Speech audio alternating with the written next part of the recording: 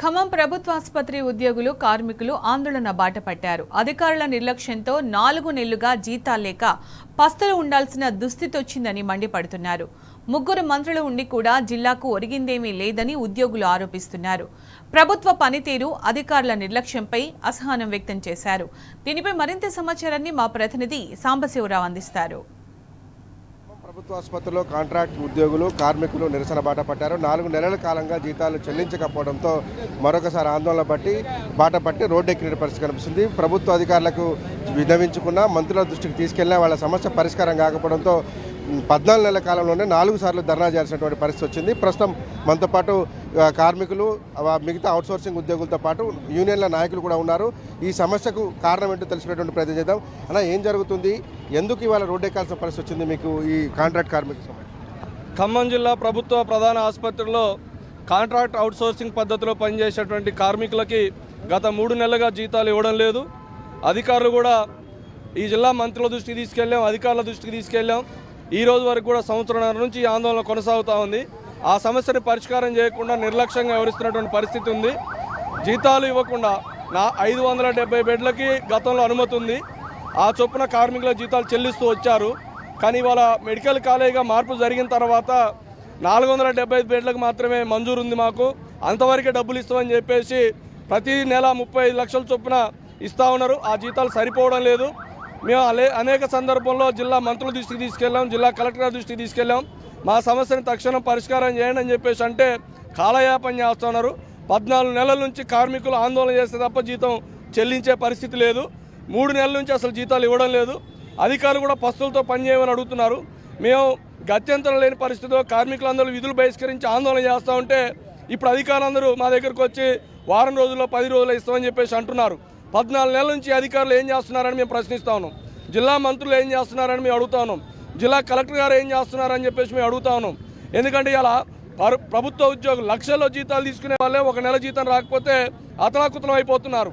కానీ తక్కువ జీతంతో పనిచేసేటువంటి కార్మికులు 3 నెలల నుంచి జీతాలు లేకుండా వాళ్ళ కుటుంబాలు ఎట్లా నడుస్తాయి, వాళ్ళు ఎట్లా పనిచేయాలి, ఏమనంటే పేషెంట్లకు ఇబ్బంది అవుతుంది అంటున్నారు. వాళ్ళ ప్రాణాలు వీళ్ళ ప్రాణాలు కావా? వీళ్ళ ప్రాణాలు వీళ్ళ కుటుంబాలు నింపాల్సిన బాధ్యత అధికారులకు లేదా? జిల్లాలో ఉండేటువంటి ఆర్థిక శాఖ మంత్రి చెప్పాం, రెవెన్యూ శాఖ మంత్రి చెప్పాం, అట్లే వ్యవసాయ శాఖ మంత్రి చెప్పాం, లోకల్ ఎమ్మెల్యేగా మంత్రిగా ఉన్నటువంటి తుమ్మల నాగేశ్వరరావు గారి దృష్టికి తీసుకెళ్ళాం పలుమార్లు. వాళ్ళ తనయుడు యుగేంద్ర గారు వచ్చి హాస్పిటల్ సందర్శించాడు, వర్కర్లందరి దగ్గరికి వచ్చి మాట్లాడాడు. వారం రోజులని పరిష్కారం చేస్తానని 5 నెలల క్రితం వచ్చి చెప్పాడు. కానీ ఈ రోజు వరకు అడ్రస్ లేడు. మరి ఆ తుమ్మల యుగేంద్ర గారు ఆడున్నారో కార్మికుల దగ్గరికి వచ్చి ఇప్పుడు సమాధానం చెప్పాలా? తుమ్మల నాగేశ్వరరావు గారే సమాధానం చెప్పాలి. హెడ్ క్వార్టర్లో తన నియోజకవర్గంలో కార్మికులు ఆకలి బాధలతోటి అలా సమ్మె చేస్తామంటే కనీసం పట్టించుకోని పరిస్థితి ఉంది. అంటే ఓట్లేసి గెలిపించినటువంటి కార్మికుల బతుకులు ఇట్లా ఆ రోడ్డు మీద పడితే పట్టించుకోకుండా ఎవరు చాయన వాళ్ళు వెళ్ళిపోయి మా మీదకి పోలీసు వాళ్ళు ఉసిగొలుపుతున్నారు. పోలీసు వాళ్ళతో బెదిరింపులు చేస్తూ ఉన్నారు. మీ ఏదో మొత్తం హాస్పిటల్ ఏదో ధ్వంసం చేసే ద్రోహుల్లాగనో ఇవాళ ఉదయం నుంచి ఒక భయానక వాతావరణం సృష్టించారు పోలీసులు. కార్మికులు వెంటాడుతూ ఉన్నారు, కార్మికులను భయపెడతా ఉన్నారు. అంటే కాంగ్రెస్ ప్రభుత్వంలో ప్రజాస్వామ్యయుతంగా పరిపాలన అందిస్తామని చెప్పేసినటువంటి కాంగ్రెస్ ప్రభుత్వం ఇవాళ పోలీసు వాళ్ళని మా మీద తీసుకొలిపి నియంతలాగా వ్యవహరించడం ఇదేం పద్ధతి అని చెప్పేసి మేము అడుగుతాను. శాంతియుతంగా చేసేటువంటి ఆందోళన దగ్గరికి మంత్రులు వచ్చినా లేదు మీ తరఫున ఎవరు వచ్చినా మేము ఓపిక మాట్లాడడం సిద్ధంగా ఉన్నాం. వాళ్ళు రాకుండా పోలీసు వాళ్ళు మా మీద తీసుకొలపడం ఇది సరైనది కాదు. ఇప్పటికైనా పునరాలోచించుకోవాలి. అధికారులు వెంటనే స్పందించాలి, దిగి రావాలి. న్యాయమైన డిమాండ్లు ఏతున్నాయో ఆ డిమాండ్లు పరిష్కారం చేయాలని చెప్పేసి మేము అడుగుతాను. సూపరింటెండెంట్ కనీసం ఒక్కసారిగా వెళ్ళి మా హాస్పిటల్లో కార్మికులకి 575 పడకలకి పర్మిషన్ కావాలి అని అడిగే స్థితిలో ఈ సూపరింటెండెంట్ లేడు. ప్రధానంగా ఈ సమస్య జటిలం కావడానికి కూడా కారణం ఈ జిల్లా సూపరింటెండెంట్ గారే కారణం. ఇప్పటికైనా అధికారులు వెంటనే స్పందించాలి. ఇవాళ హాస్పిటల్ శుభ్రం చేసి రోగులని ఆరోగ్యాలు కాపాడుతున్న ఈ కష్టజీవులైన వీళ్ళని కనీసం వాళ్ళ వేతనాలు అడుగుతున్నారు. వాళ్ళ గొంతెమ్మ కోరికలు ఏమి అడగట్లే. పెరిగిన వేతనాలు ఇవ్వని అడిగితే ఈ రోజు నిన్నటి నుంచి ఉక్కుపాదంతో అణిచివేయాలని ఇవాళ పోలీసుల్ని ఈ కార్మిక వర్గం మీదకి ఉసిగలుపుతున్నారు. అందుకని ఇవాళ కాంగ్రెస్ ప్రభుత్వాన్ని అడుగుతున్నాం, ఇప్పటికైనా మీరు గత ప్రభుత్వాలకు భిన్నంగా ఏ రకంగా వ్యవహరిస్తామని హామీ ఇచ్చారో దాన్ని అమలు చేయమని మేము డిమాండ్ చేస్తున్నాం. లేని అలా జరిగే ఆందోళనకి బాధ్యతగా ఈ మంత్రులు, ఈ జిల్లా సూపరింటెండెంట్ బాధ్యత వహిస్తారని మేము హెచ్చరిస్తున్నాం. 4 నెలల నుంచి జీతం అయితే సంవత్సరంన్నర నుంచి కూడా మాకు ఇదే ఇబ్బందిలో ఉన్నాం. మేము ఆగినప్పుడల్లా 1 నెల జీతం వేస్తున్నారు, మళ్ళీ 2 నెలలు ఆఫ్ చేస్తున్నారు. మళ్ళీ ధర్నా చేస్తేనే సూపరింటెండెంట్ అధికారి కానీ ఈ జిల్లా అధికారులు కానీ మమ్మల్ని గమనిస్తున్నారు. లేకపోతే మేమెవరో కూడా వాళ్ళకి గమనించట్లా. మా చాకరీ కావాలి, మా పని కావాలి. ఇవాళ రోజున బడి పిల్లగాళ్ళు ఫీజులు కడదామంటే పిల్లల్ని ఇంటికి పంపిస్తున్నారు. చాలా ఇబ్బంది నిత్యావసర అవసరాలు వస్తువులు కూడా చాలా పెరిగినాయి. మేము జిల్లా ఈ మంత్రులు ముగ్గురిని కూడా కలిసినప్పుడు పరిష్కారం చేస్తామమ్మా అంటున్నారు కూడా, వాళ్ళు కూడా మమ్మల్ని పట్టించుకోలేదు. కాంగ్రెస్ ప్రభుత్వం వచ్చింది మాకేదో మేలు జరిగిద్ది అని మేము అనుకున్నాం, కానీ అంతగా ఏమీ లేదు. మాకెప్పుడు అటు ఆడేసిన కూడా ఆడే ఉంది. కలెక్టర్ గారిని కూడా కలిస్తే మేము చూస్తామమ్మా చేస్తామమ్మా అంటున్నారు, కానీ ఎవరు పట్టించుకోవట్లేదు. 12,000 ఒక్కొంది ఇచ్చేది కూడా నెలకి ఈయన ఇవ్వట్లేదు. అది ఒక నెల ఇస్తారు, 3 నెలల తర్వాత ఒక నెల ఇస్తారు. మేము ఎట్లా గడవాలండి? మా కుటుంబాలు ఎట్లా గడిస్తే? ధర్నా చేస్తే మమ్మల్ని గుర్తిస్తున్నారు. అదేమంటే ఈ సూపరింటెండెంట్ అంటాడు, పోతన్నా వస్తన్నా వచ్చినప్పుడు ఇస్తా అంటాడు, కానీ ఈయన ఇక్కడ నుంచి కదలడు. అదే మేము మెడికల్ ఆఫీసర్ని కలిసినాం, ప్రిన్సిపాల్ని కలిస్తే ప్రిన్సిపాల్ మీ సూపరింటెండెంట్ ఇక్కడ నుంచి హైదరాబాద్ పోతేనే ఆ ఫైలు కదిలిద్ది, ఆయన ఓడు తేడు, మీ పరిస్థితి ఇంతే, మీరైతే నా కాడికి రావద్దు అని ఆయన చెప్పారు. 4వ నెలయ్యా, ఇది 4వ నెల. మేము ఎప్పుడు జీతాలు అడిగినా 2 రోజులు మేము ధర్నా చేస్తే వేస్తాంలే అంటున్నారు. 3 నెలల జీతానికి 1 నెల వేస్తున్నారు. ఆ 1 నెలకే మేము సంతోషపడి వేస్తున్నాం.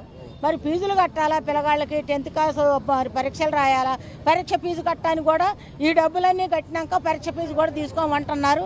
ఇళ్ళ గొడవలు అవుతున్నాయి, పంచాయతీలు అవుతున్నాయి, కిరాయిలు కొండల చెట్లు బయట వేస్తున్నారు. కోటా బియ్యం తెచ్చుకొని తిన్నా ఎన్నెత్తాలో మంచిగా 5 కిలోలు కోటా బియ్యం ఇస్తున్నారు. ఆ బియ్యం తిని మేము అన్నాళ్ళు పనిచేసాము. ఇది ప్రభుత్వ హాస్పిటల్ అని నాయకులందరూ వాళ్ళ అవసరానికి వస్తారు, ఇల్లు తిరుగుతారు, దండాలు పెడతారు. పార్టీ వచ్చాక మరీ మండికి పడ్డది వారం. మరి మేము ఏం చేయాలా? ఇప్పుడు మేము జీతాలు ఇచ్చిన దాకా మేము లేమంటే జెంట్స్ పోలీసు వచ్చా, లేడీస్కి లేడీస్ పోలీసు వచ్చా. అందరూ సూపరింటెండెంట్ గారిని వెళితే 1 వారం రోజులు అన్నాడు, నిన్న వచ్చాం 10 రోజులు అన్నాడు. ఇవాళ ఏమంటాడో మా నాయకులు పిలిపించుకున్నాం. 3 రోజుల నుంచి మా నాయకులు వస్తూనే ఉన్నారు. వాళ్ళతోనదే మాట మాతోనదే మాట, వాళ్ళు మాటలు చెప్తున్నారు. మాటలు చెప్పి వాళ్ళు పిలుచుకొస్తే అంటాడు కదా, సరేలే మరి పడిద్దిలే 2-3 రోజులు పడతాయిలే అని అంటే, మరి మాకు హామీ పత్రం అనేది ఒకటి రాసియండి అయ్యా, మేము అట్నే పని చేస్తాం అని అంటే పత్రం లేదు, తగిలిపోతూనే ఉండవు. సూపరింటెండెంట్ గారు వచ్చి కావాలని మురిసిపోయి కాంగ్రెస్ పార్టీని గెలిపిస్తే మాకు చేసే న్యాయం ఇది. సూపరింటెండెంట్ గారు కారు ఎమ్మడ పడితే ఇటు తిరిగి ఆటో తిప్పుకొని ఆయన పోయిండు. మరి సూపరింటెండెంట్ పాయే, ఆర్ఎంఏ పాయే, మరి మా పరిస్థితి ఏంటి? అందుకే మేము రోడ్ల మీద పడ్డాం. మాకు జీతం ఇచ్చిందాక మేము పని చేయం.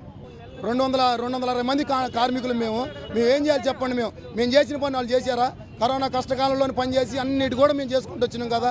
ఇవాళ వరకైనా కానీ మేము చేసుకుంటూ వస్తున్నాం. మరీ ముఖ్యంగా అండి, ఈ గవర్నమెంట్ వచ్చిన కాడి నుంచి దౌర్భాగ్యమైన పరిస్థితి ఏర్పడిందండి. ఇది మేము పేరుకి చెప్పుకోవడానికి ఏంటంటే, మెడికల్ కాలేజ్ అయితే మా బతుకులేదో బాగుపడితే జీతాలు అయితే పెరుగుతాయి అనుకున్నాలే, కానీ ఇంత దారుణమైన పరిస్థితి అయితే, ఇంత చేతగాని వ్యవహారం చేస్తారని మేము అనుకోలేదు. దీని ప్రధానంగా నిర్లక్ష్యం ఏంటంటే మెయిన్ సూపరింటెండెంట్ గారు విఫలం అయిపోయిండు. ఆయనకి అడ్మినిస్ట్రేటివ్ వ్యవహారం అనేది తెలియదు, ఎట్లా పరిపాలన చేయాలనేది తెలియదు ఆయనకి. అర్థమైంది? సూపరింటెండెంట్ గారు మెయిన్ అయిపోయిండు. ఇంకొక విషయం ఏంటంటే, ఈ పోలీస్ ఫోర్స్ని యూజ్ చేయడం కారణం కూడా ప్రధానంగా ఆర్ఎంఓ సారు సైలెంట్గా పోలీస్ ఫోర్స్ని యూజ్ చేయడం, మాకు పోలీస్ వాళ్ళ మీద పోలీస్ ఫోర్స్ని ప్రయోగం చేసి మమ్మల్ని బదనాం చేస్తున్నారు. అందుకని దీన్ని పరిష్కారం చేసేదాకా కూడా మేము ఎటుదిరిగి కూడా మేము అయితే విద్యుల్లోకి పోము. మా జీతాలు కంపల్సరీ 3 నెలల జీతాలు పడాల్సిందే. మెసేజ్ వచ్చిందాక కూడా మేము పోము. ఎవరు చెప్పినా మేము వినే పరిస్థితి అది లేదు. తమ జీతాలు చెల్లించే వరకు బయటికి వెళ్లే ప్రసక్తి లేదని ఖచ్చితంగా ధర్నా ఆందోళన కొనసాగిస్తామని పోలీసు రాజ్యంగా నడుస్తుంది. పోలీసులను ప్రయోగించి తమ ఆకలి కేకలు అణచివేసేందుకు ప్రభుత్వం ప్రయత్నిస్తుందని కూడా ఆవేదన వ్యక్తం చేస్తున్నారు. గతంలో ఆరోగ్యశ్రీ డబ్బుల నుంచి తీసి ఇచ్చినటువంటి సందర్భాలు ఉన్నాయి, కానీ ఇప్పుడున్నటువంటి సూపరింటెండెంట్ ఆ రకంగా చర్యలు తీసుకోవట్లేదంటూ ఆ కార్మికులంతా కూడా ఆందోళన వ్యక్తం చేస్తున్నారు. విడుదల